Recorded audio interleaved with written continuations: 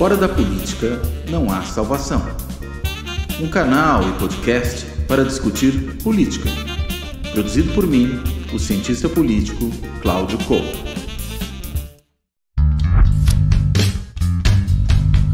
Olá, bem-vindos a mais um Política na Veia, esse programa que é uma parceria entre a Carta Capital, a TV de Engenheiro do Luiz Nassif e o Fora da Política Não Há Salvação, do cientista político Cláudio Couto. Estamos aqui, essa é a 15ª edição do programa, que muito nos alegra e também é a última edição do ano. Depois a gente vai para... Não sei se... Eu mereci descanso, acho que todo mundo aí também merece, depois de tanta confusão, e a gente abre esse programa com o pós-diplomação do Lula. O Lula ontem, obviamente, fez um discurso na linha do que era esperado, o Alexandre de Moraes também, mas o grande momento de ontem foi essa versão, vamos dizer, a quarta tentativa, ou quinta tentativa do Capitólio à brasileira, que foi o grupo que tentou invadir a Polícia Federal por conta da prisão de um cacique bolsonarista que tem ligações estranhas aí com a prostituição e o narcotráfico. Além dessa tentativa de invasão da Polícia Federal, a gente viu também aí a queima de alguns automóveis em Brasília. 5 carros foram queimados, ou 8 carros foram queimados nessa manifestação. E eu queria, obviamente, vamos começar desse ponto, depois a gente fala da diplomação, que teve ali alguns momentos importantes, mas vamos começar desse ponto. E eu queria só chamar a atenção, antes obviamente, cumprimento o Nassif, cumprimento o Cláudio Couto, mas queria chamar a atenção antes para um ponto que é o seguinte: quem deu a resposta a esse assunto foi o Flávio Dino. Eu vi várias críticas ao Flávio Dino. O Flávio Dino talvez não tenha sido tão firme, mas o que me espanta em toda essa história, Nassif e Cláudio Couto, é que parece que realmente quem está governando é o governo que não assumiu ainda. Então, quem fala é o Flávio Dino, futuro ministro da Justiça, e quem é criticado é o Flávio Dino, que só deu uma opinião nesse momento como um político, um senador eleito, que assumirá o cargo só em 1º de janeiro. Então, a gente está vivendo mais um ponto da distopia brasileira, que é quem governa é o governo que não assumiu, e ninguém cobra explicações do ministro da Justiça, porque, pelo que consta, estava num restaurante ou estava num bar tranquilamente passeando, ninguém cobra dele explicação, nem ao diretor da Polícia Federal, nem a ninguém mais. Então, Cláudio, Nassif, vou começar pelo Cláudio Couto. O que você achou de todo esse episódio, Cláudio Couto? Olha, acho que Sérgio, mais um elemento de surrealismo, né, dessa vida política brasileira dos últimos 4 anos. E realmente eu não tinha visto isso, né, que o Flávio Dino tinha sido criticado pelo tom, como se ele já fosse governo, né? A gente tem uma omissão tão absurda do atual governo, inclusive do ministro da Justiça, como você bem colocou, que torna necessário que o governo de transição, ou seja, que a equipe de transição para o novo governo, inclusive o ministro da Justiça virtual, indicado, mas que ainda não ocupa o cargo, ele estabelecesse tratativas com a área de segurança do governo do Distrito Federal para poder resolver o problema. Tanto que ontem à noite houve até uma entrevista, uma coletiva dada ali pelo Flávio Dino ao lado do secretário de Segurança do Distrito Federal, né? Só que um é de um governo que já existe, né? Um governo que já está em funcionamento, deve continuar porque o Ibanez foi reeleito. Mas o outro é apenas o que virá a ser ministro da Justiça. Onde estava nessa hora o ministro da Justiça do atual governo? Onde estava o general Heleno, né, o pequeno, né, do Gabinete de Segurança Institucional, que seria a pessoa responsável por tentar comandar um aparato de inteligência, de segurança, para evitar aquilo? Inclusive, onde estavam os chefes militares que estão, na realidade, cruzando os braços diante da ocupação de áreas militares em que só as forças de segurança das próprias Forças Armadas podem agir, Polícia do Exército e por aí vai, para poder tirar dali os manifestantes, né? Então, na realidade, todos, né, e todos parte desse governo, condescendendo com essa situação, que foi gravíssima ontem. Ontem eu creio que a gente realmente viu situações que podem ser classificadas como terrorismo doméstico.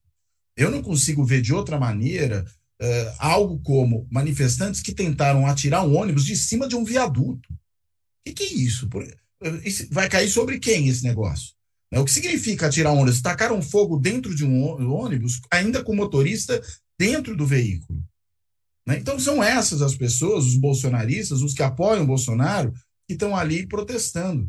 né? E essa conivência do atual presidente da República, que não só até agora, né, quando a gente está gravando isso aqui, gravando não, né, transmitindo ao vivo isso aqui, ele não se proferiu nenhuma única vez sobre o que está acontecendo, e nem qualquer um dos seus subordinados foi lá tomar uma atitude em relação a isso.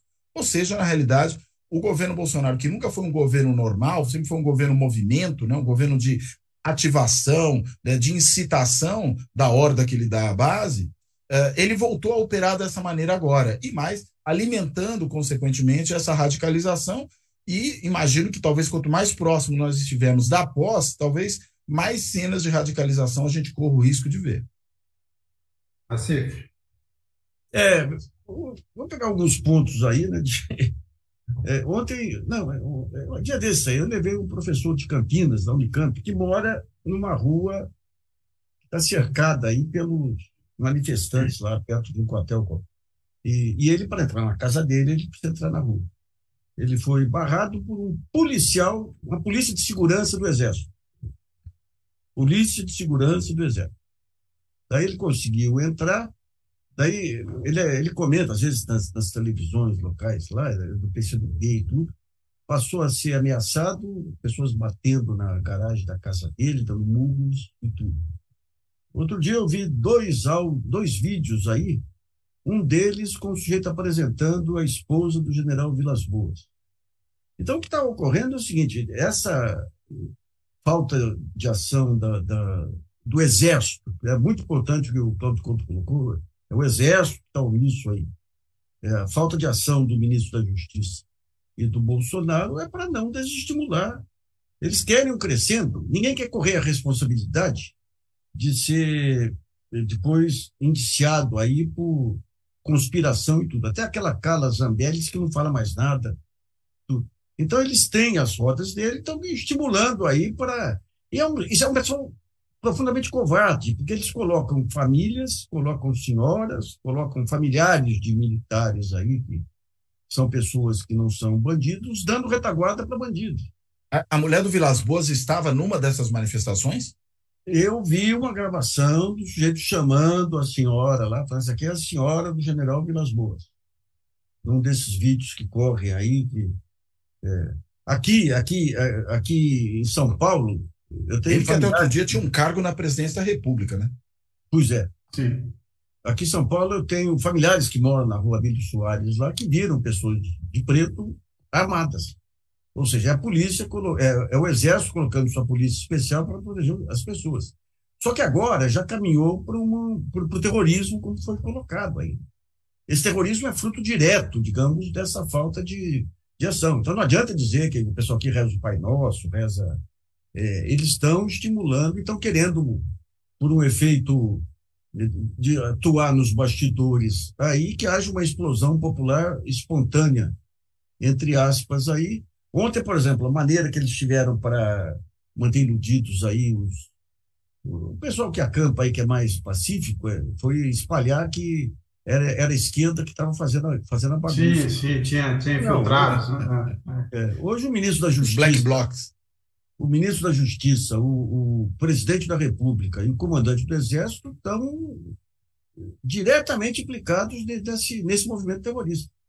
Mas qual é o cenário que a gente tem? Porque se você olha desde o fim da eleição para cá, você tem atos mais violentos, mas com menores. Quer dizer, essa mobilização que você levanta na cifra, ela não se concretizou até agora, embora a gente tenha até o dia 1º aí para que ela aconteça. Em tese, esse seria o dia D, né? A posse do Lula.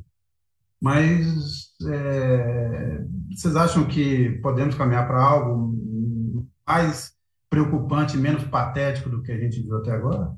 Estão tentando, né? Toda a declaração do Bolsonaro não é nada explícito, mas aquilo, confie na gente, ou seja, estimulando para que continue a ocupação. Sim. E, obviamente, você tem uma contagem regressiva aí para o foguete disparar dia 1º. Se vai ser bem sucedido ou não, espero que não.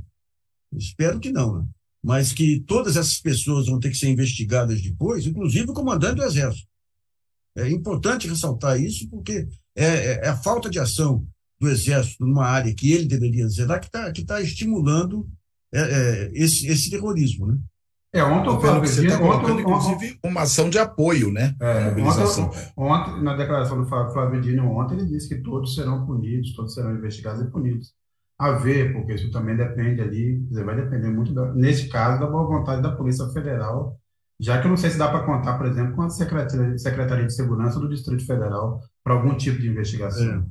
Mas o Alexandre de Moraes também foi muito incisivo no discurso dele. Então, eles sabem o seguinte, não dá para tergiversar. Você tem coisas que você tergiversa, até com o orçamento secreto, você pode, por uma questão de estratégia política ou tudo, mas com isso não dá para tergiversar, né? Isso aí seria trazer o inimigo para dormir na sua cama, né? Agora, o que vocês acharam da entrevista do Zé Múcio? O quanto vocês acompanharam? O que vocês acharam dessa primeira explicações do futuro ministro da Defesa? Bem, eu vi trechos, eu não cheguei a ver inteira a entrevista dele. Você está falando da entrevista dele à Globo News, né? A Globo News, sim. Isso. E o que eu vi é algo que explica porque ele foi escolhido, né? É um sabonete, né? É um sujeito tremendamente acomodatício, né? Chegou até mesmo a aliviar para o Bolsonaro naquele momento. Acho que é uma estratégia que ele tem de poder ali, digamos, ser um interlocutor confiável para os militares e acabar funcionando como uma espécie de colchão entre os militares que foram partidarizados de maneira muito intensa nesse governo, né, foram incorporados ao governo como se fossem membros de um partido político, um partido que dá sustentação ao presidente da República, que até não disputa eleição, mas opera na lógica do partido, né, tendo uma agenda própria, tendo uma militância voltada em torno de um líder, tendo uma ideologia, tudo aquilo que caracteriza um partido, exceto disputar a eleição, as Forças Armadas tiveram nesse período, e isso culminou com a presença lá de 8 mil militares, segundo alguns levantamentos, dentro das posições de governo.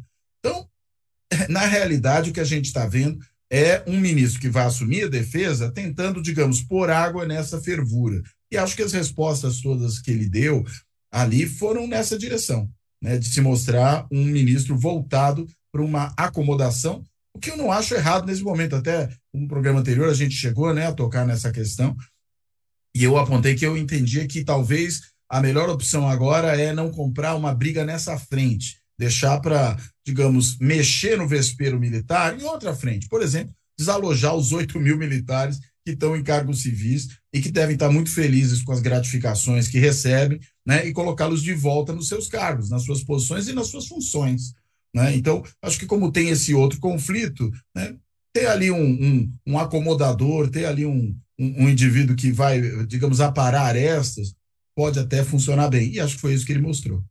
O Hinaldo Martins, que está nos acompanhando, está nos assistindo, ele responde a história do vídeo. Ele diz: Cláudio Couto, respondendo a sua questão, a esposa está no vídeo.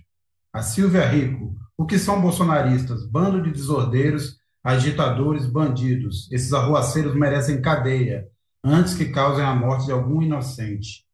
A Geni Copini: os bolsonaristas falam o tempo todo em pegar armas e depois dizem que tem infiltrados da esquerda nos atos terroristas. Intervenção militar para esses insanos. E o Luiz Espanha: Bolsonaro está exercendo o direito de ficar calado para evitar a autoincriminação? É até uma pergunta. Acho que sim, né? É uma estratégia. É uma boa maneira de colocar o problema. Agora, deixa eu só pegar alguns pontos em relação ao Múcio aí, retomando o que o Cláudio falou. Tem um dado muito interessante aí, que foi o pedido do Braga Neto. O Braga Neto é o principal operador aí do Vilas Boas, é o cara frio, não é um bobalhão, que nem Augusto Heleno e outros aí, né?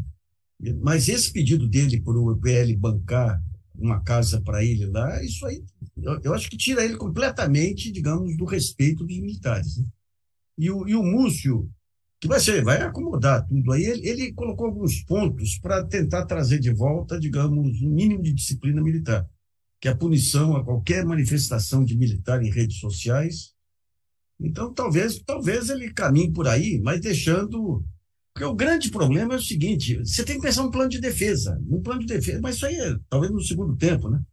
E um plano de defesa implica você mudar a estrutura dos militares.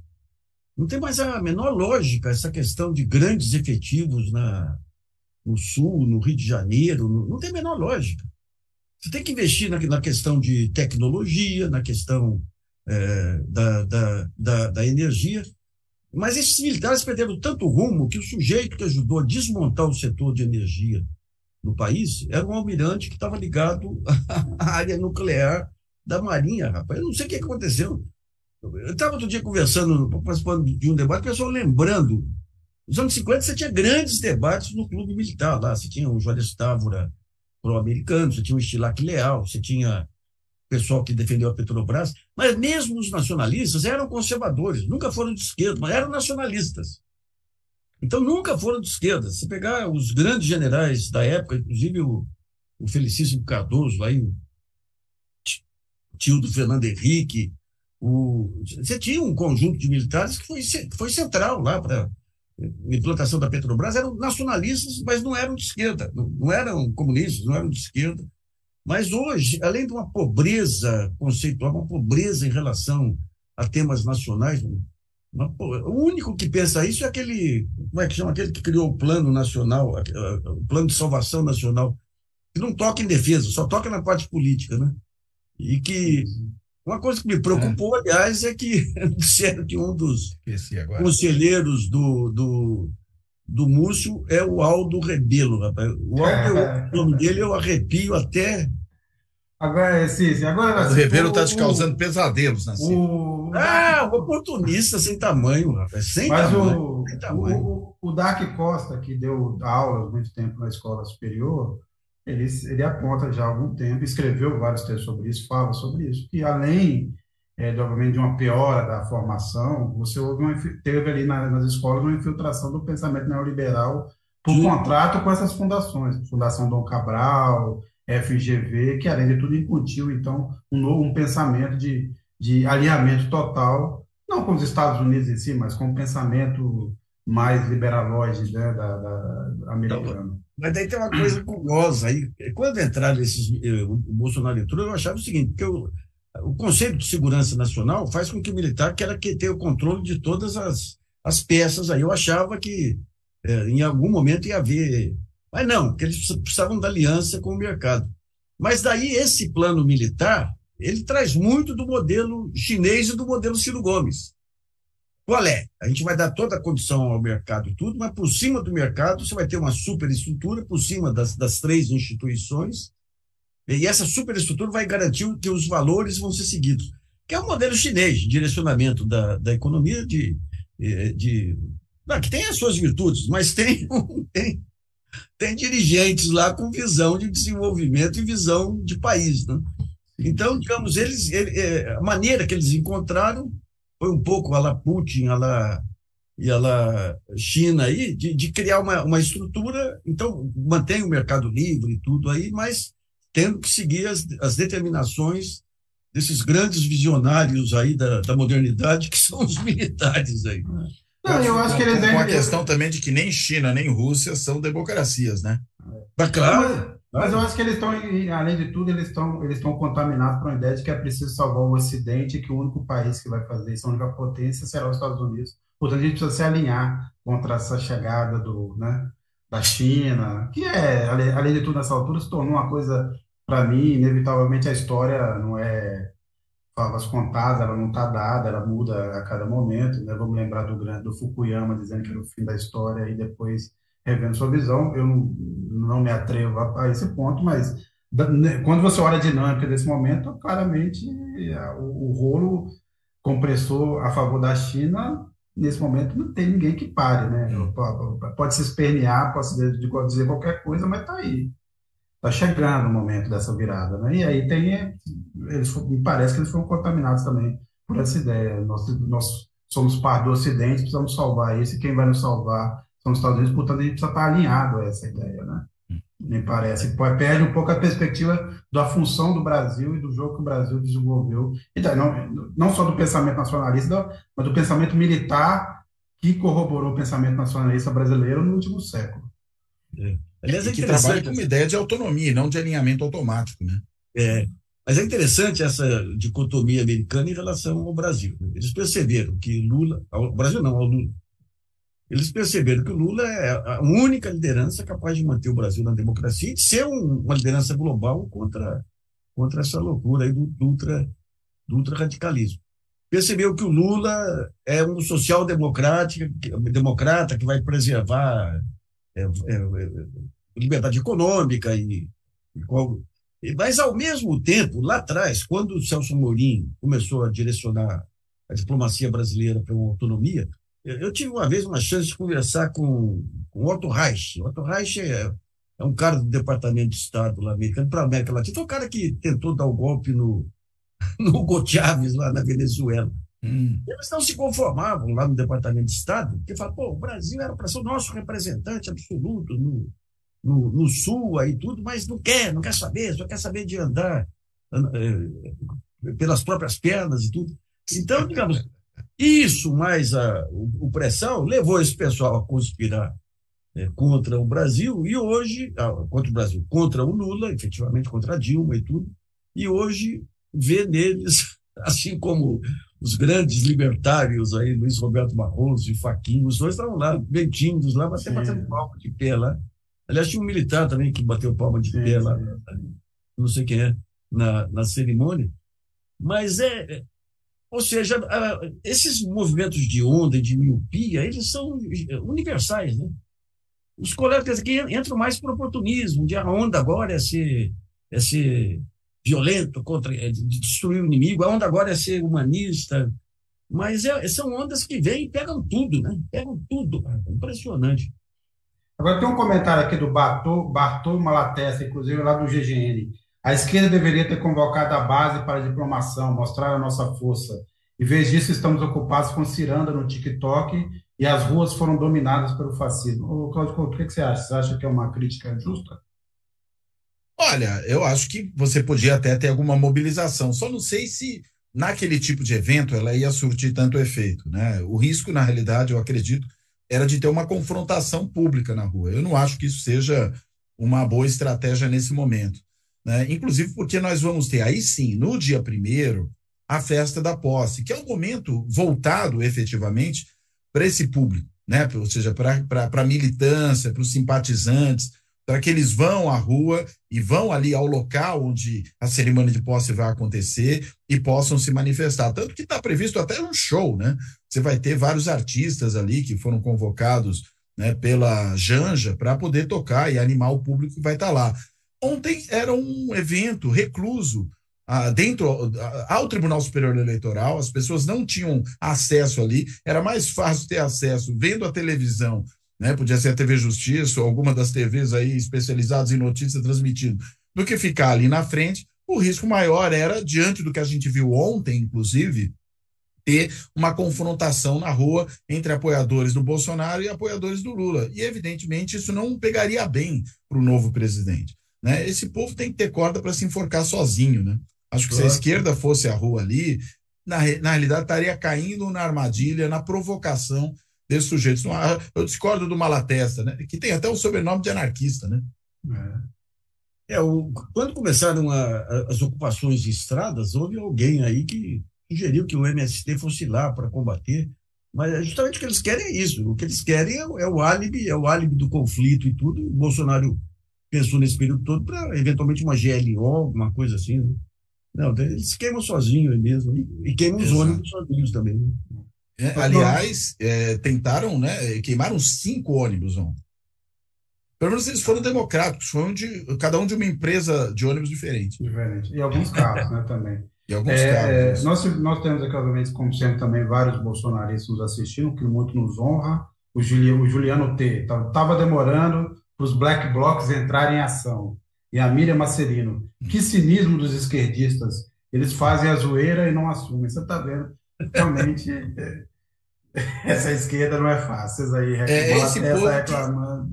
É esse povo que pede socorro aos extraterrestres, né? Que se escreve esse tipo de baboseira aí na timeline. Isso. Ou espera que... Aliás, a gente não sabe até agora qual o resultado do pendrive no Catar. A gente também está à espera aqui de saber o que vai resultar esse... Dos muito pendrives. Ele podia ter até problema na alfândega do Catar, né? E eu achar que ele estava contrabandeando o pendrive quando entrou. Mas o Lula ontem foi diplomado, ele e o Geraldo Alckmin, A gente teve aí o discurso. Eu achei o discurso do Lula assim, o mais emocionado dos que eu vi desde o início da campanha. Eu acho que ali foi o momento da catarse, né? Ele até ficou meio mal depois. E mal assim, ficou meio desgastado diante de realmente um choro e uma indignação que estava reprimida há muito tempo, diante de vários participantes ali que corroboraram a sua prisão, né? Só faltou ali o Sérgio Moro e o Deltan Dallagnol na E o plateia, Fux, em Fux e Trust. Que mas coisa. a gente Estava lá, né? não, O O Fux clima não. estava mais leve lá, né? e aliás, o Fux até poderia ser convidado para a festa da posse para tocar ali uma guitarra, né? Quem sabe? Mas antes da gente discutir esse ponto da diplomação, sobre quais os discursos foram importantes, eu tenho a impressão de que o Alexandre de Moraes foi mais, mas assim, apropriado para o momento. O Lula fez o discurso de quem ganhou, então tem que ser magnânimo. Mas vamos assistir rapidamente só um trecho do que o Lula falou ontem, um desses momentos em que ele teve, ou o momento em que ele estava emocionado. Cacá? Minha querida presidenta Dilma Rousseff, meu querido presidente José Sarney,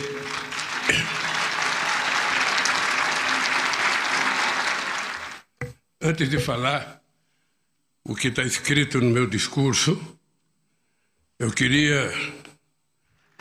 quero que vocês saibam que esse diploma que eu recebi não é um diploma do Lula presidente, é um diploma de uma parcela significativa do povo que reconquistou o direito de viver em democracia nesse país. Vocês ganharam esse diploma.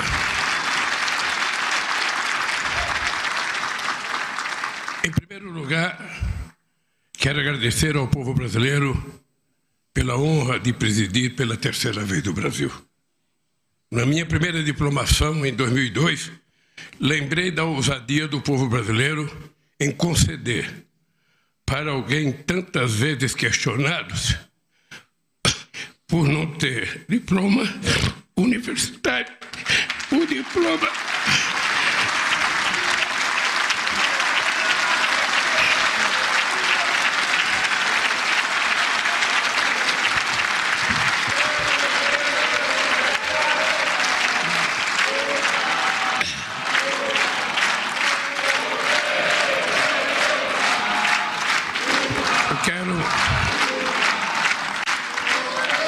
Eu quero pedir desculpas a vocês pela emoção, porque quem passou o que eu passei nesses últimos anos está aqui agora, é a certeza de que Deus existe e de que o povo brasileiro é maior do que qualquer pessoa que tentar o habito nesse país. Cláudio Couto, como é que você viu esse pronunciamento do Lula? Olha, eu acho que é um pronunciamento, primeiro, enfim, simbólico do ponto de vista do tipo de vitória que significou a eleição dele. Acho que algo que já estava claro na própria construção da coalizão ou da coligação que apoiou o Lula no primeiro turno, e ele mesmo fez referência direta a isso, né?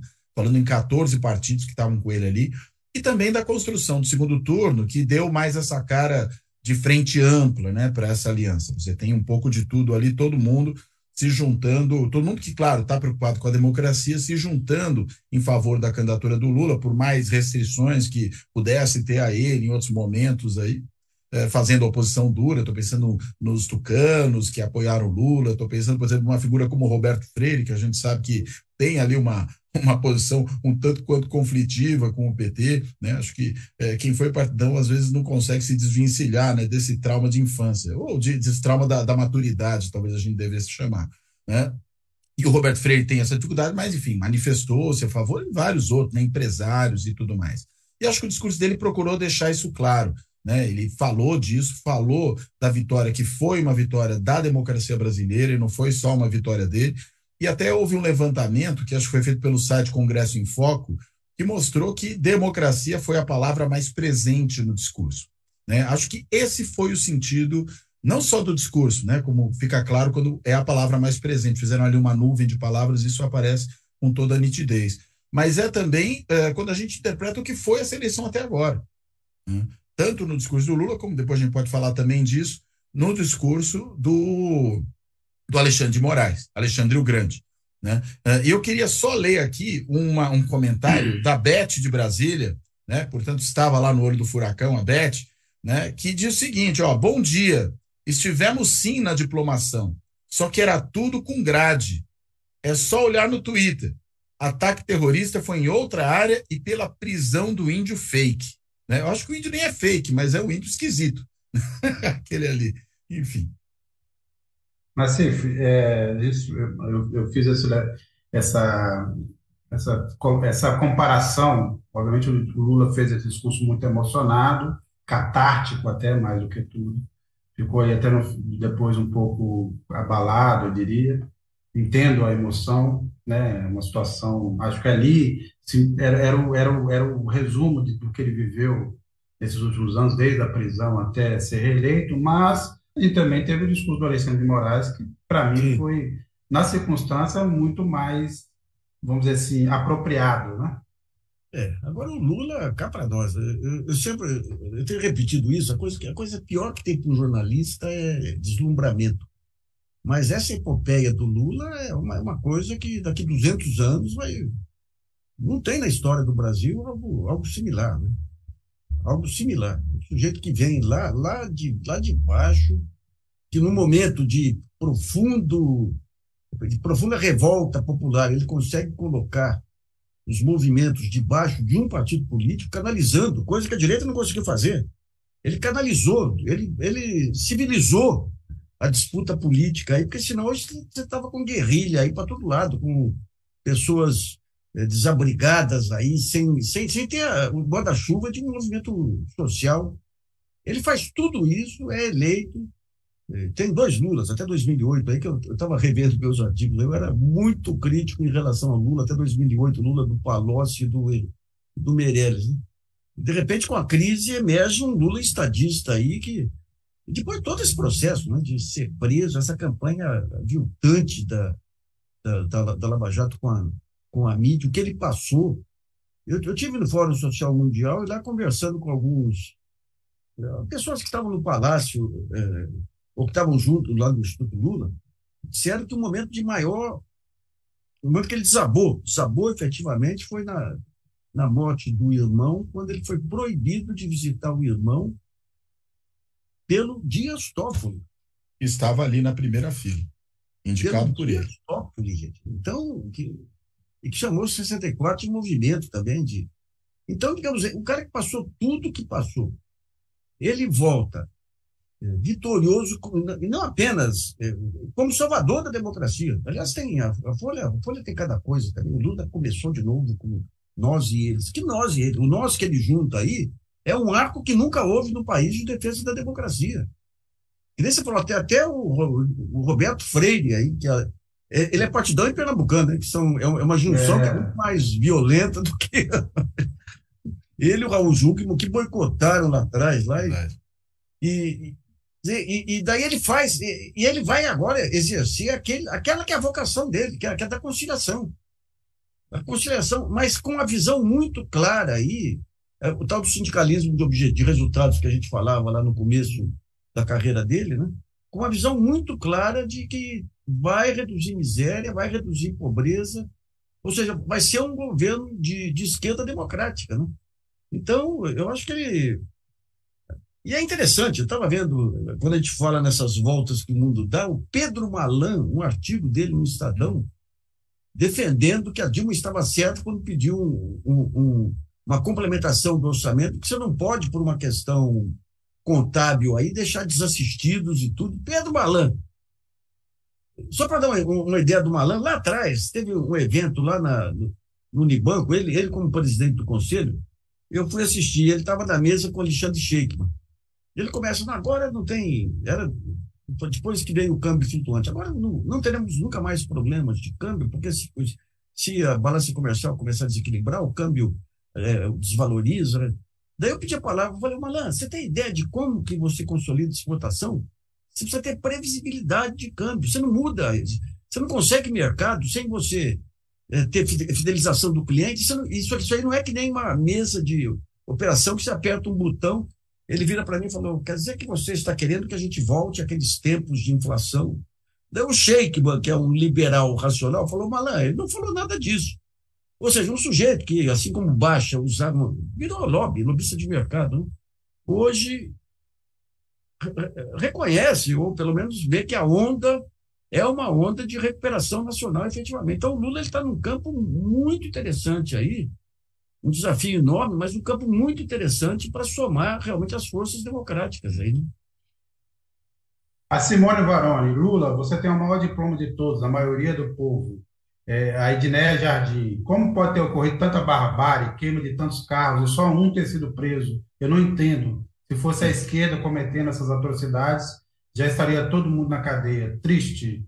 E a Karen Gabriele Souza Santos, muito bom conseguir ouvir vocês ao vivo. Para mim, hoje esse é o melhor trio de comentaristas políticos da atualidade. Muito obrigado, né? Karen, você é muito generosa com nós três aqui, com todos nós aqui desse programa. Cláudio Couto, a gente falou aqui de presenças, mas também tiveram ausências nessa diplomação. O que você acha ali o que te chamou a atenção, né? Sem seu Fux e o seu penteado, a sua cabeleira? Bem, além dos 3 ministros do STF, né, que se imagina que estariam ali por questão protocolar, um deles, o André Mendonça, falou, não é que eu não fui, é que eu fiquei trabalhando em Brasília. Então não foi, né? Optou por não ir numa cerimônia da importância dessa em que está sendo diplomado o novo chefe de Estado, que não é só o futuro chefe de governo, o chefe de Estado. Então, enfim, cada um responde por si. Mas acho que a ausência mais importante foi a da Simone Tebet, né? Pelo papel que ela acabou assumindo ao longo da campanha, não só no primeiro turno, ali quando ela teve destaque, mas principalmente, claro, no segundo turno, quando ela vira um pouco, eu diria, a face mais clara do que seria essa ampliação da frente que o Lula procurou formar no segundo turno, né? Ela vem de um estado que é um estado do agronegócio, né? Uma política de perfil mais conservador, né? Embora não ultraconservador, mas um perfil mais conservador, né? Uma política que tem também uma vinculação, a gente sabe, ao longo do tempo importante com a própria Lava Jato, né? E que naquele momento se desvincula e apoia o Lula muito claramente, né, que é uma mulher, ou seja, tudo isso que é do MDB, que é um partido sempre importante, embora hoje muito menos importante do que já foi no passado.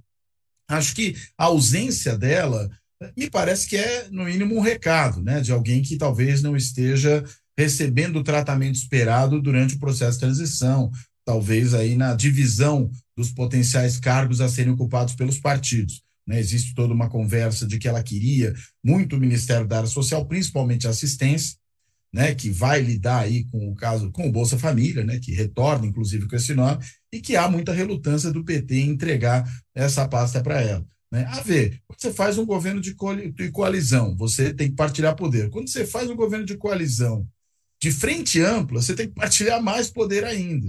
Então, algumas coisas óbvias, né, que valeriam, digamos, para um governo de corte mais nitidamente partidário, que pode ter sido o Lula 1 e o Lula 2, né, em que ali era uma vitória do presidente do PT. O Lula 3 tem uma outra feição por conta não só do que foi a campanha, mas do que foram os últimos 4 anos. Então, imagino que há mais espaço aí para abrigar aliados. Mas não sei se é disso que se trata, né? Suponho que seja. Acho que é importante demais esse evento para alguém que assumiu o papel que ela assumiu, com a proeminência que assumiu, esteja ausente nesse dia, se não for para mandar recado. Tá clara a dificuldade do Lula de montar esse governo, tanto que tudo indica que nessa semana não teremos mais nenhum tipo de anúncio de ministro. As negociações continuam, agora se fala em dividir o planejamento em 2 pastas, planejamento e gestão, que também eu não entendo qual seria o sentido de fazer essa medida, mas justamente a dificuldade de negociar com essa frente, não só dos partidos que tiveram na campanha, mas dos partidos que ele precisa integrar na base para não ter nenhum problema durante o mandato. Mas assim, eu te interrompi, você ia comentar. Não, em relação a Tebet, obviamente, o papel dela foi muito importante lá. Agora, a questão é que o estado da arte do PT é nas políticas sociais. O PT, política cambial e monetária, foi agora não, agora é diferente, aí com o Haddad a gente espera que seja diferente. Mas foi uma continuação do Fernando Henrique e da financiarização, né? Se você olha, no período Lula, você teve indústria, comércio, agricultura, tiveram um desempenho relevante aí, mas as políticas sociais é que foram estradadas, né? Tereza Campelo é uma pessoa de nível internacional, né? Então é só o local que eu vejo. Agora eu queria chamar a atenção aí para um papel desempenhado pelo Haddad. Aliás, tem um artigo muito bom do Thomas Trauman aí recentemente na Veja, né? Você vê que a Veja, de vez em quando, o papel do Haddad em todo esse período aí, porque veja bem, o Haddad não é um político malicioso, desses que quer aproveitar oportunidades, e o Alckmin não é. Quando teve aquela carência de água aqui em São Paulo, que São Paulo correu o risco de não ter água em São Paulo, o Alckmin travou. E o Haddad montou uma reunião com prefeitos da Grande São Paulo e tudo aí. Ele tinha todas as condições aí de assumir o papel de liderança do Estado. E ele não quis, ele incluiu o Alckmin, ele se comportou de uma forma civilizada aí, mas de uma forma sem oportunismo político, digamos.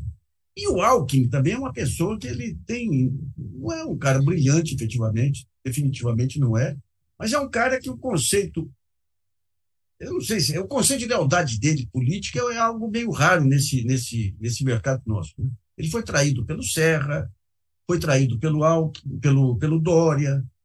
Então, foi o Haddad que traz o Alckmin para o Lula. E o Alckmin vai desempenhar um papel bom aí como tarefeiro, como avalista. E ao mesmo tempo, ele na área econômica, ele traz a Marina também, que foi um outro dado relevante. E na área econômica, eu acho que ele vai ter o grande papel lá de ser o grande articulador, porque a recuperação da economia não é ação. Esse mercado é demais, rapaz. Eles acham que com ação de política monetária e cambial você muda ou não muda. É muito mais do que isso, né? Então, um processo de recuperação da economia tem que ter ações articuladas entre BNDES, entre planejamento, entre MDIC, entre algumas organizações que foram criadas aí, que nem a Agência Brasileira de Desenvolvimento da Indústria, que a Dilma nunca utilizou, entre SEBRAE, entre agricultura familiar. É um processo de articulação de diversos atores em que a Fazenda entra criando os instrumentos creditícios, monetários. Eu tenho a impressão, não é informação, mas é a impressão que o Haddad vai ser esse grande articulador. E, para mim, o Lula vai deixar ele com essa grande articulação, com o Rui Costa lá fazendo, parece que ele é um executivo competente também, e o Alckmin tratando do varejo político. Para mim, o Lula, o papel que ele se desenha aí para frente vai ser de ser um ator mundial aí contra essa ultradireita, sabe? Mas essa circulação que até eu não consegui até agora completar, até porque faltam muitos nomes, compreender como é que vai se dar a operação no governo Lula, por exemplo, quem vai ser? Será o Alckmin, o articulador político? Você vai abrir mão de ter um ministro específico para isso? Antes disso, só um comentário, Nassif. Nildo Cabral, lá do GGN. O tal mercado quer continuar ditando os passos do governo e da iniciativa privada na realidade concreta diária. E tem outro ponto, por exemplo, hoje agora já tem cobranças de fatura. Eu sei que você tem esse apreço aí pelo Haddad, mas o Haddad cobrou a fatura de não estar na educação e ir para um ministério, vamos dizer assim, mais relevante, e acabou levando a Fazenda. E tem essa história agora que o mercadante pretende o BNDES. Então, eu levanto duas questões aqui. Mercadante no BNDES e também uma outra especulação desse momento, o Josué, filho do Zé Alencar, na Petrobras. O que você acha? E depois eu quero ouvir o Cláudio Couto também, mas comecemos pelo Nassif. Vamos falar francamente, aí, o mercadante tem inúmeras virtudes aí, ele é um desastre nas relações pessoais, é um jeito de ideias formadas assim, ou que se formam ao sabor de... Esse é um problema. Um outro problema aí, se eventualmente vier a ser cogitado, que era esse Jean Paul Prats para a Petrobras, isso aí seria um suicídio. O Jean Paul Prats, quando deu aquele problema aí do aumento de combustíveis, ele montou um fundo de estabilização com o Ricardo Carneiro, esse cara da Unicamp aí, que é desenvolvimentista. O tal do fundo aí era um fundo que ia ser constituído só de recursos orçamentários, os dividendos da União junto à Petrobras, para não mexer no lucro dos acionistas, cara.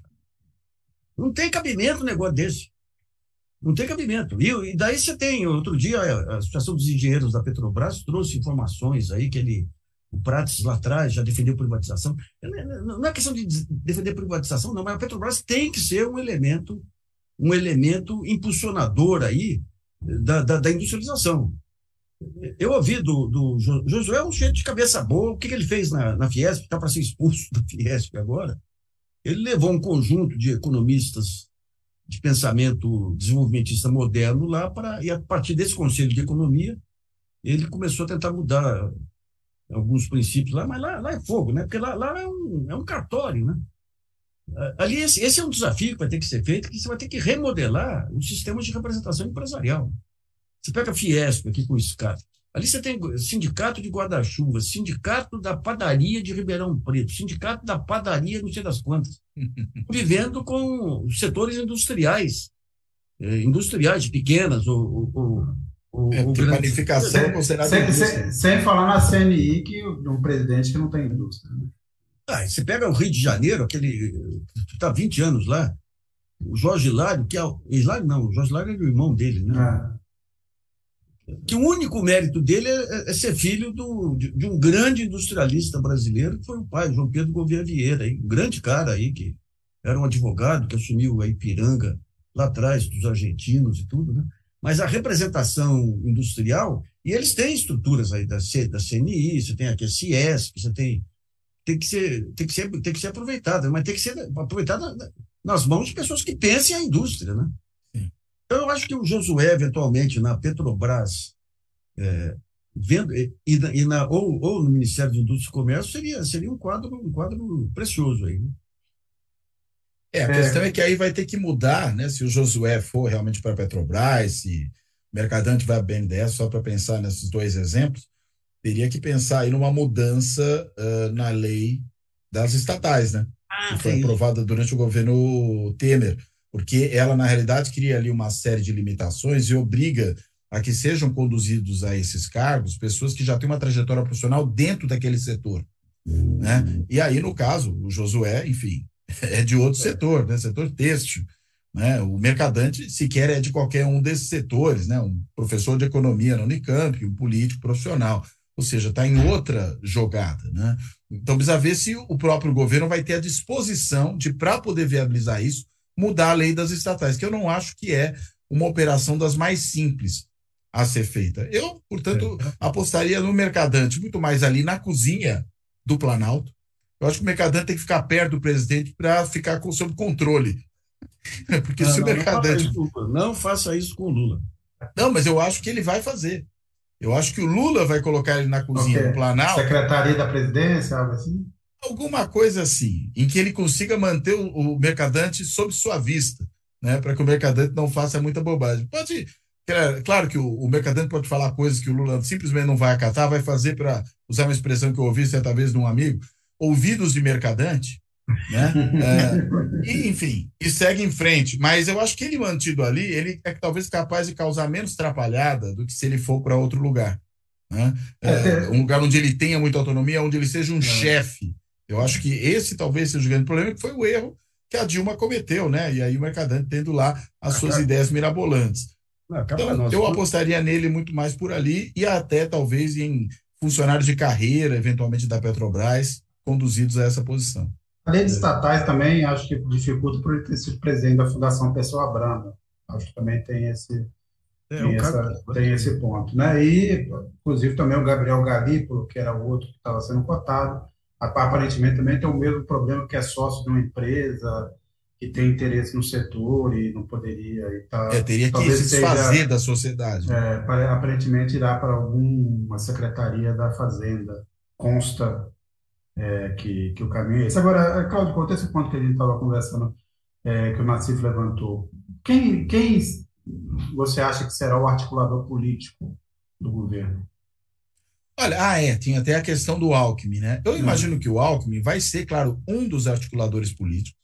Não creio que será o único, né? Acredito que, pelo que o Lula falou, né, que ele não vai ser ministro porque ele já é vice-presidente, Isso vai dar ao Alckmin um pouco uma capacidade de transitar ali entre os mais diversos campos do governo, né? Tudo indica que haverá um trabalho conjunto dele com o Lula, pelo menos a sinalização vai toda nessa direção, até colocar o Alckmin como chefe da equipe de transição, acho que é um reforço dessa mesma sinalização. Mas é claro que nisso, né, transitar por várias áreas inclui também, quando necessário, articular politicamente. Embora, sabendo como é o Lula, ele também vai ser um articulador político, né? Teve coisa que destravou em Brasília, no caso estou pensando especificamente aqui na PEC da transição, quando o Lula foi para Brasília, né, depois daquela semana lá convalescendo da cirurgia. Então, eu acho que isso aí é uma coisa que tende a ser dividida entre muitas mãos. O Padilha, né, que deve também ir para o Ministério de Relações Institucionais, aí vai ser formalmente o responsável principal pela articulação. E é um ex-deputado, né? Quer dizer, um deputado, melhor dizendo, né, que, enfim, tem experiência nas relações ali dentro da Câmara, sabe fazer negociação política. Eu acredito que vai ficar um pouco nesse trio, mas, enfim, não. E, claro, né, aqueles que atuam como líderes do governo no Congresso, nas duas casas do Congresso e no Congresso como um todo. Eu acho que nesse início ele acenou com um núcleo duro aí muito interessante, né, que é o Rui Costa, o Flávio Dino, né, o próprio Haddad, o Padilha, que é um cara muito, muito jeitoso, muito... Então, agora o Mercadante, o Lula ele tem uma resistência muito grande ao Mercadante, né? Aquela primeira entrevista que ele deu aí para um grupo eu participei da entrevista, teve um almoço depois, ele passou, o Mercadante não estava, ele passou o almoço inteiro dando dicas de que a Gleisi era a figura de confiança e dando pinicada no Mercadante, sabe tudo, aquele negócio todo. E tem que levar em conta quando começou o desgaste da Dilma, que mandaram lá Jacques Wagner, né, e outros aí para tentar salvar o governo, a maior resistência dos parlamentares era o tratamento que recebiam da Dilma e do Mercadante. Então tem esses aspectos todos aí que eu acho que o Lula, colocar o Mercadante no BNDES, se tiver que ter uma articulação com os demais ministérios, o Mercadante não é um agregador. Eu acho que ele vai... É mais provável que fique num cargo aí que ou sob controle ou fique na fundação. Agora as conversas que eu tive nas últimas semanas com dirigentes do PT, dirigentes da velha guarda, é que houve uma mudança na relação do Lula com o Mercadante, porque o Lula reconhece... O Lula, nessa montagem de governo, também premiará aqueles que lhe foram fiéis nos momentos mais difíceis.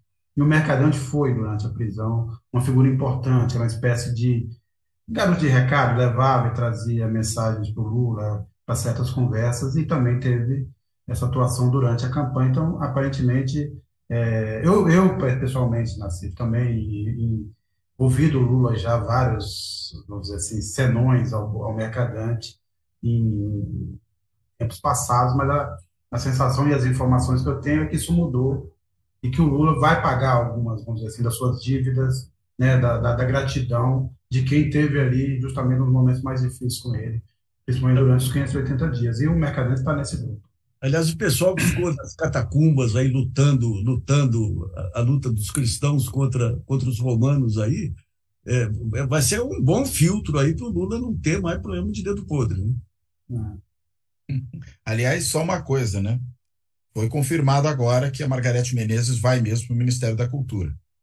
E está criando uma confusão. Eu queria que vocês também comentassem, mas a informação tem um grupo na cultura de produtores tal, que acham que a situação está tão ruim que foi uma das áreas mais dilapidadas pelo bolsonarismo, que você precisaria ter ali alguém com muito conhecimento técnico e dos meandros da gestão para resolver esse problema, e não uma artista. E tem um outro grupo, provavelmente, que acha que não, a gente precisa, depois de tudo que os artistas também se posicionaram, você tem uma mulher negra, uma mulher baiana, uma história que tem a Margarete Menezes, isso tem um simbolismo. Eu queria ouvir Cláudio Couto e Nassif. O que seria importante? Ter alguém gestor ou um símbolo?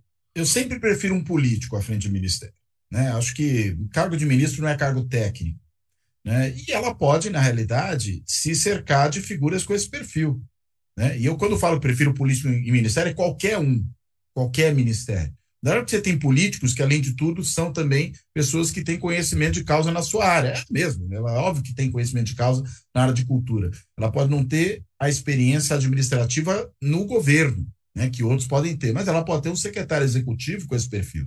Ela pode ter outros membros, né, do primeiro escalão do ministério com esse perfil.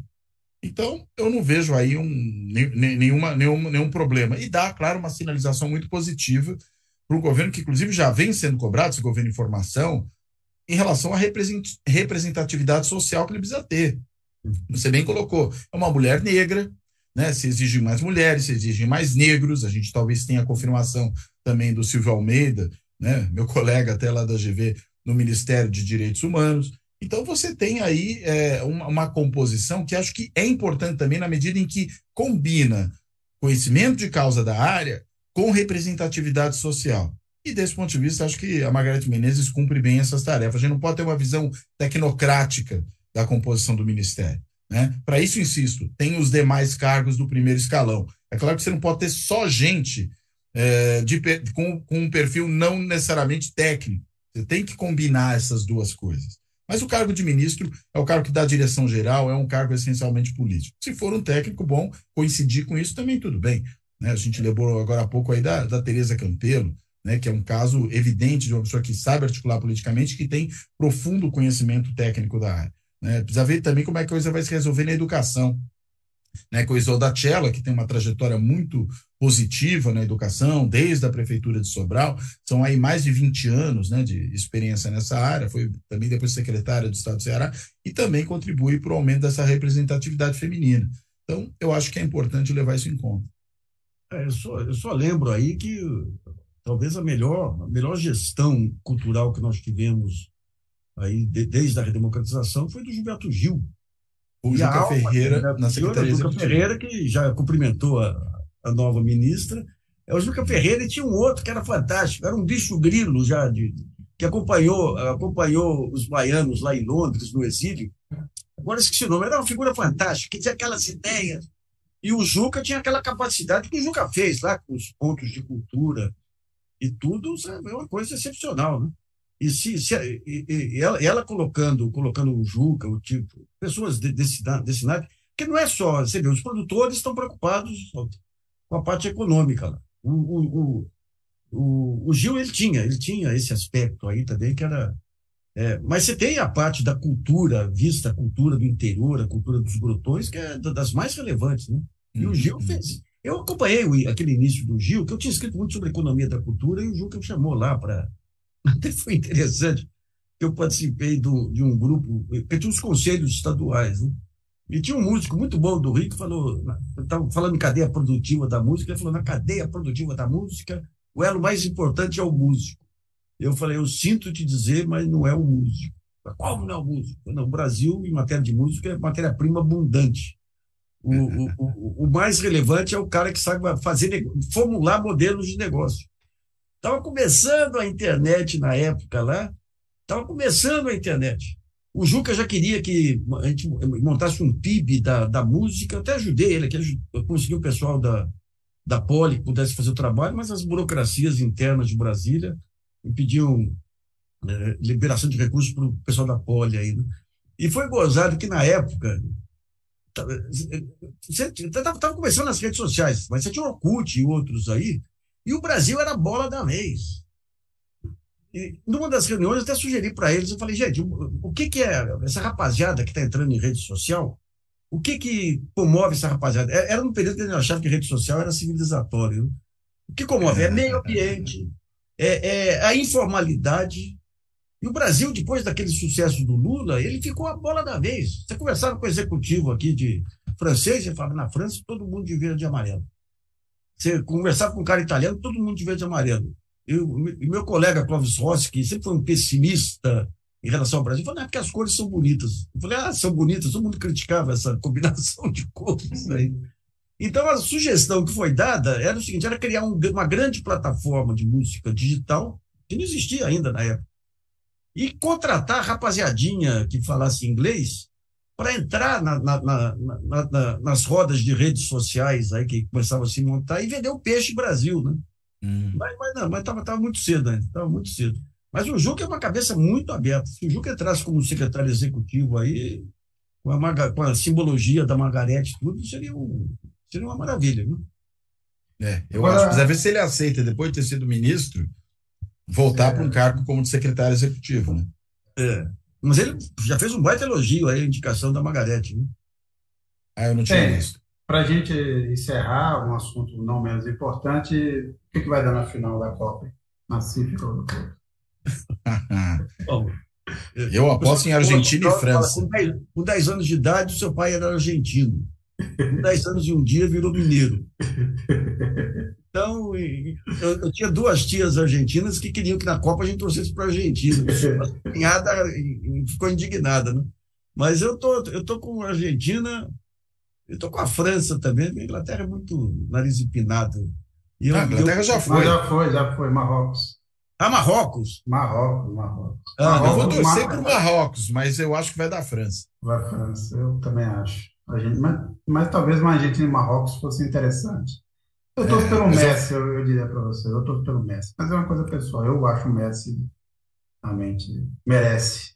Agora, Cabanós, esses dias aí que estavam lembrando lances do Pelé, em 70 e tudo, os irmãos que nos perdoem. Lá você vai na Argentina, eles gostam do Brasil em tudo, menos quando você fala em Pelé e Maradona.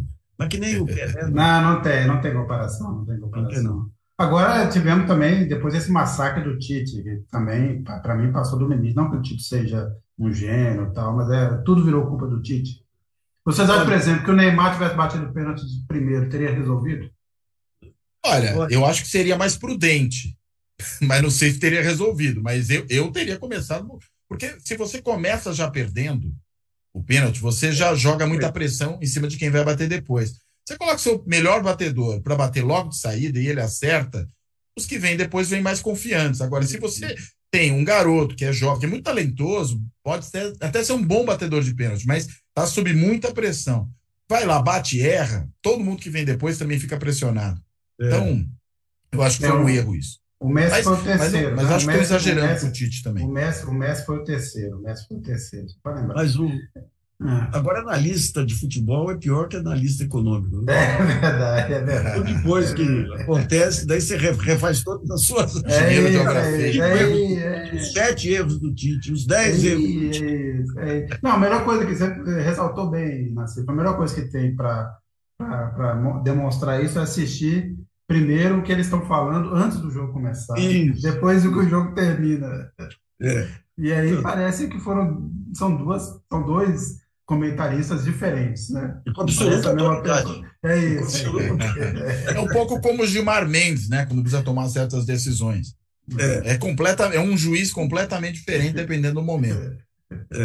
Pessoal, deixa eu passar um recadinho aqui. A gente vai ter o nosso sarau de fim de ano, o tradicional sarau de fim de ano, dia 17 de dezembro, lá no Bar Olaria. Aqui vocês estão convidados aí, porque vai Antônio da Nóbrega, Celso Biafra. Bar Olaria fica onde? Dá o serviço completo aí, Nassif. Bar Olaria fica onde? Deixa eu pegar aqui. A Olaria fica ali no Paraíso. Deixa eu pegar aqui a Rua Apeninos 635. É atrás de um daqueles colégios lá, daquela universidade do Digênio lá, que não é objetivo, como é que chama? Unip. Unip, é. Como é que chama a rua, então, do bar? Apeninos. Rua Apeninos 625. No Paraíso.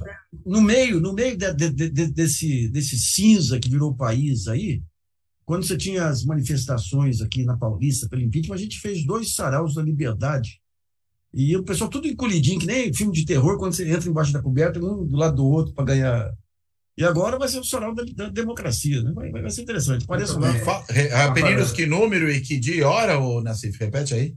É 625, sábado que vem, 17 de dezembro, a partir das 13 horas. Muito bem. Está resolvido. E o cara chegou lá e falar que assiste o Fora da Política e a Carta Capital, ganha desconto ou não? Está na fé. É com o bar. Mas ele pode pedir. A gente vai falar, pode pedir música, né? Então tá certo. Bem, eu agradeço muito quem nos acompanhou, todas as mensagens, os elogios. Lembrando que este é o último programa do ano. Ano que vem será outro dia, será outro ano. A gente depois vai passar a programação, mas Nassif e Cláudio Couto, obrigado por essa sequência, que foram 15 programas, se eu não me engano, e agradeço bastante. Então, até a próxima, um bom final de ano. Não compareçam ao sarau, o sarau do Nassif é sempre muito bacana, música de primeira, diversão também de primeira, e, bem, um bom fim de ano para todos, bom Natal e até o dia 1º de dezembro, né? Para quem vai assistir a posse ao vivo. Nassif, 1º de janeiro. 1º de janeiro. 1º de janeiro. É isso.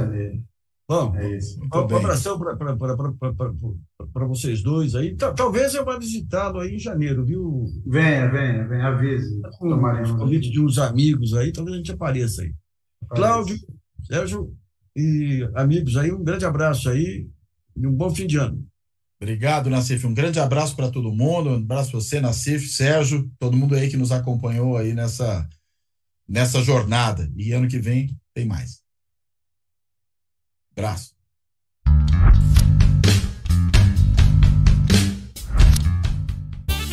Fora da política não há salvação. Um canal e podcast para discutir política. Produzido por mim, o cientista político Cláudio Couto.